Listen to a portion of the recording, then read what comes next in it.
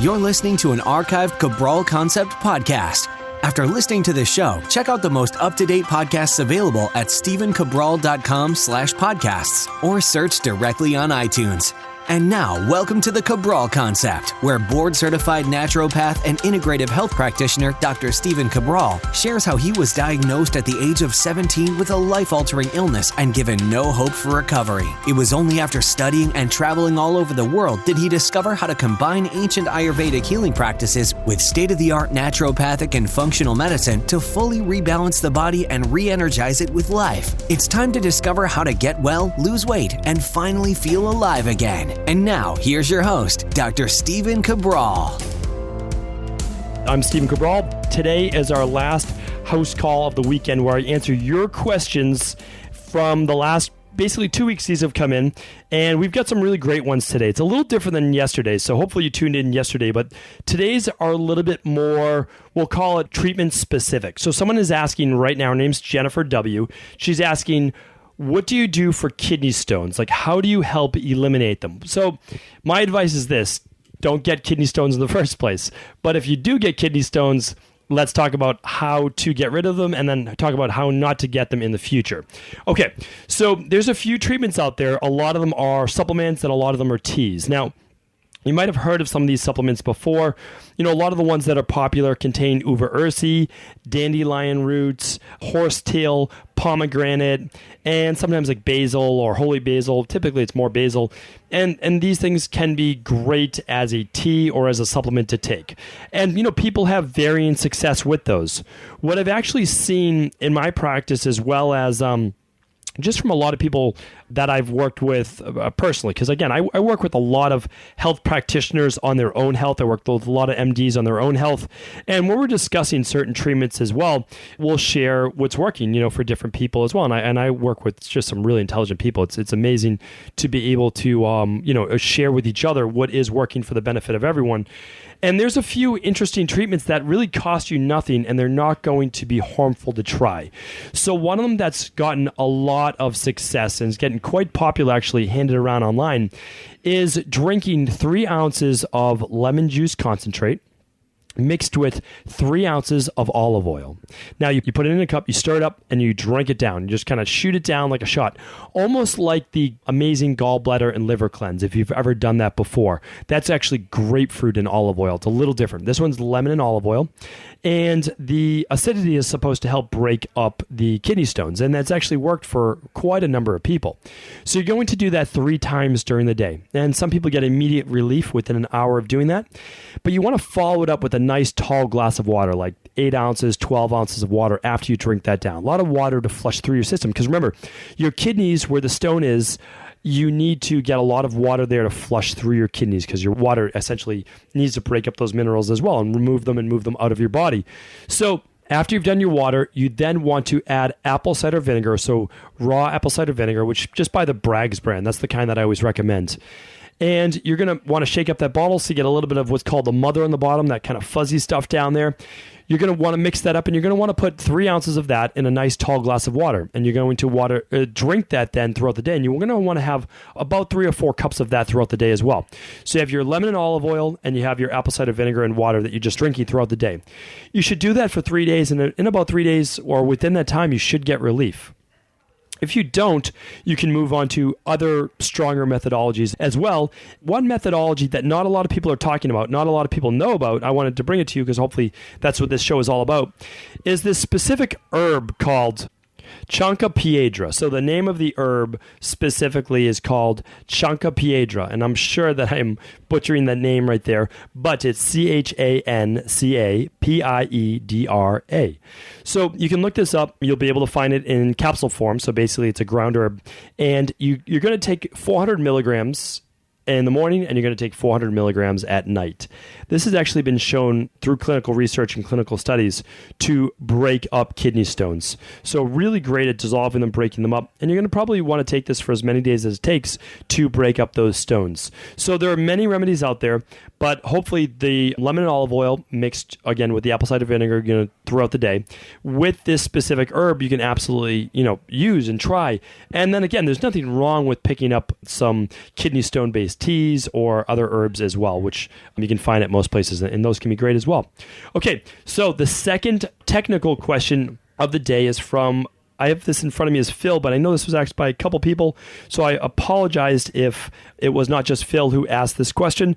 But either way, I know we got this from a couple different people, and hopefully, again, this answers everyone's question. So I've been asked a few times about niacin flush. So asking me what the benefits are of doing a niacin flush and if they should do a niacin flush. So let's get into this today. I've done a niacin flush myself actually many times. And, just keep in mind, just because I've done it doesn't mean that everyone should do it. Like, I'm going to tell you why some people might want to try a niacin flush. And I also want to tell you that I experiment on myself. And I do that because I need to know what someone else in my practice is going through. And so I need to experience that for myself. It's very important to me. I know that's not everyone's philosophy, but I use myself as the guinea pig, and it's what I do. It's what I've decided to do. But niacin is vitamin B3, okay? It's been studied in depth. It's been written about in depth. One of the smartest chemists alive, Linus Pauling, a two-time Nobel Prize winner, who I've spoken about before, again, with Dr. Andrew Saul as well, has done a lot of research talking about how amazing vitamin B3 is for increasing the good cholesterol in your body, the HDL, and improving your overall cholesterol ratio. Niacin is also used to calm and relax the body because it's a vasodilator, which means it opens up those blood vessels. It helps reduce anxiety. It helps reduce depression. It helps with overall energy. It helps you sleep at night. So again, there's a lot of benefits to it. Now, the difference is when you take niacin at a dose typically above 25 milligrams. For some people, again, the dose for a niacin flush, which I'm going to get to, is above 3,000 milligrams split up throughout the day, or at least 500 milligrams per dose when you're doing the niacin flush. So what is the flush? Well, the flush means when you're taking in a higher dose of niacin, that you actually get this tingling feeling and your face turns red, your ears turn red, your whole body actually turns red. It's the strangest feeling. You literally feel like your blood pressure is almost through the roof, which is not, but your whole body almost feels like it's burning, like it's tingling. It's not a pleasant feeling in my opinion. Some people don't mind it. It's very uncomfortable to me. I'm like splashing cold water on my face. I'm not enjoying it that much. And I don't do it on a regular basis. So before I get ahead of myself though, I want to explain actually how to do it. So the product niacin, it's Niacin. You can't just take a multi with it because it's typically as a different form, which is called niacinamide, which is a great product in and of itself. So there's nothing wrong with taking that. It's just not going to cause the flush. And also, just to clarify, niacinamide has not been shown to actually have the same exact effects as niacin, which means it can have overall great effects on the body, which kind of lowering anxiety at a lower level, but not really with the cholesterol as much. So, just keep that in mind. It doesn't seem to lower serum cholesterol with the niacinamide. Now, niacin, Niacin, when you do the flush, it will help, especially when done on a kind of continued basis. So you're taking the niacin at the higher dosage, 500 milligrams or up, after a meal, and you're doing it typically at least once a day, right? So Dr. Andrew Saul does also recommend, if you want to find out what limit works best for you, what upper limit is, start at just 25 milligrams after a meal. And if you don't get any flush, then go to 50 milligrams the next time, and then 75 milligrams, and then 100 milligrams. You just kind of keep working your way up. You'll find your limit for what works for you enough to get that flush, because you might not need to go to 500 milligrams, obviously, at a dosage, or even 1,000 milligrams, which some people use per dose. So you want to look at it that way. And the truth is that unless you're using it, like, let's say after dinner, because in 3 or 4 hours from now you want to be able to kind of relax, go to bed, calm down, then you can do that. Or let's say for whatever reason you want to hack your blood work and you want to lower your LDL to HDL ratio, your total cholesterol, or increase your HDL, you can do that. I don't like doing those specific things because I want to see the real me when I do blood work. I don't want to just kind of fake it. And and again, just being overall honest and truthful with you, I don't use this in my practice. I don't see any need for it. If I'm working on anxiety, if I'm working on depression, if I'm working on cholesterol, if I'm working on insomnia, I'm not cheating the system by doing a niacin flush. And again, there's nothing wrong with doing it, but what I'm using niacin for is part of an overall great B vitamin that's inside of the multi that I use, which is just part of the all-in-one powder that we use.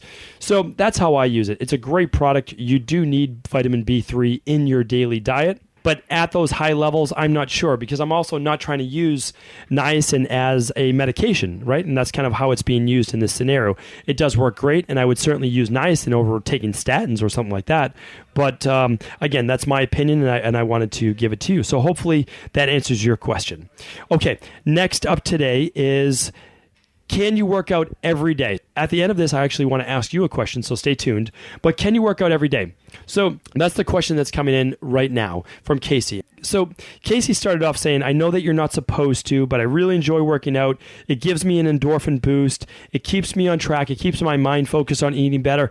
And I totally get that. Like, I totally understand where Casey's coming from. And I'm certainly not one to say that you can't work out every day. What you can't do is push your body to the limit every day and do a workout that literally crushes your body, right? So I talked about this a little on Thursday with adrenal fatigue and working out.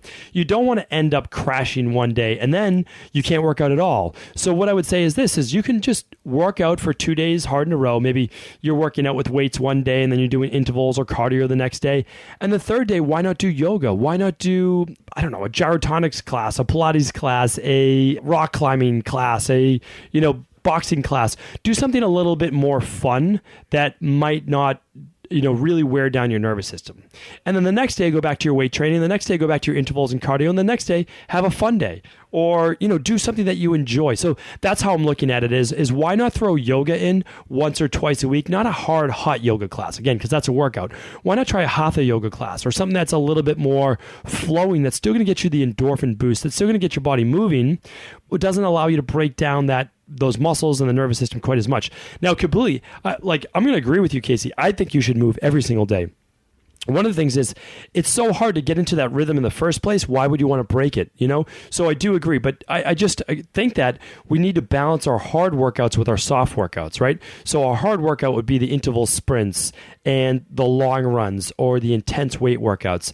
And how do you balance that? Well, you balance that with a stretching class, a yoga class, a Tai Chi, a Qigong, one of those types of things. So hopefully that answers your question. And yes, you absolutely can. Keep it going. And I really wish that there were more people really dedicated to keeping themselves in that type of rhythm. I think it's fantastic.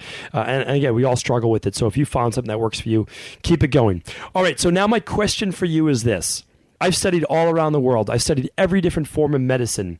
One type of medicine that I don't use in my practice that I would like to start incorporating more in the future is this. But let me put a little bit of a caveat with this. I can only use certain forms of medicine in my practice that get replicable results. Meaning this.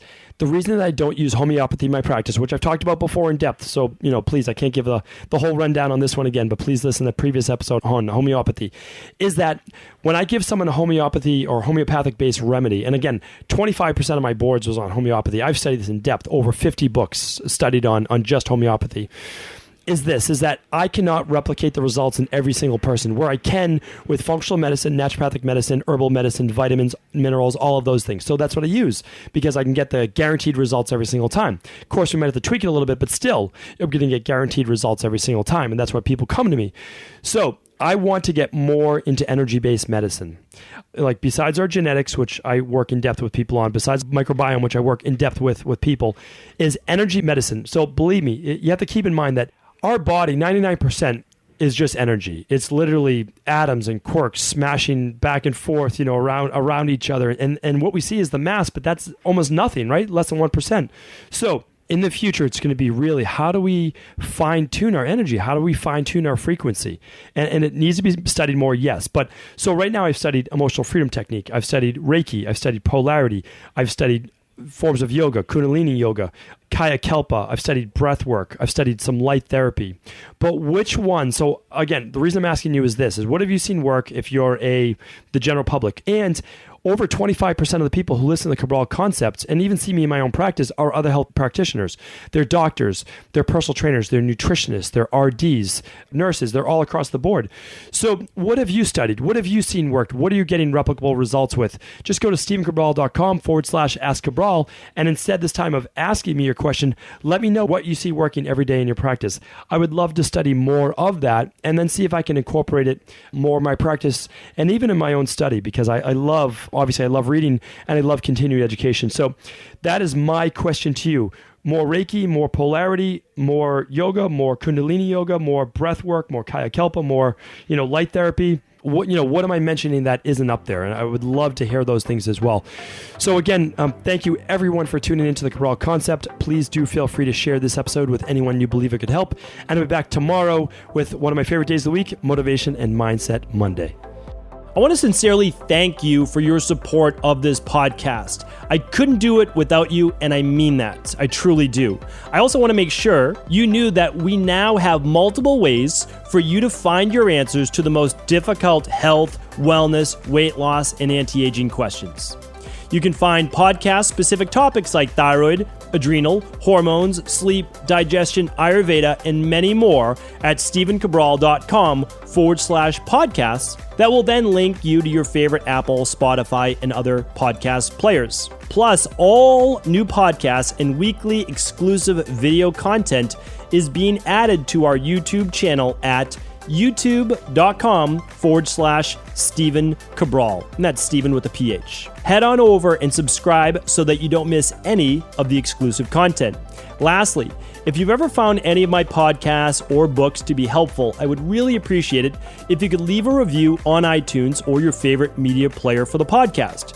Rating and subscribing to the YouTube and podcast allow me to reach more and more people and help spread my mission of healing throughout the world. Thank you again for being a part of this movement.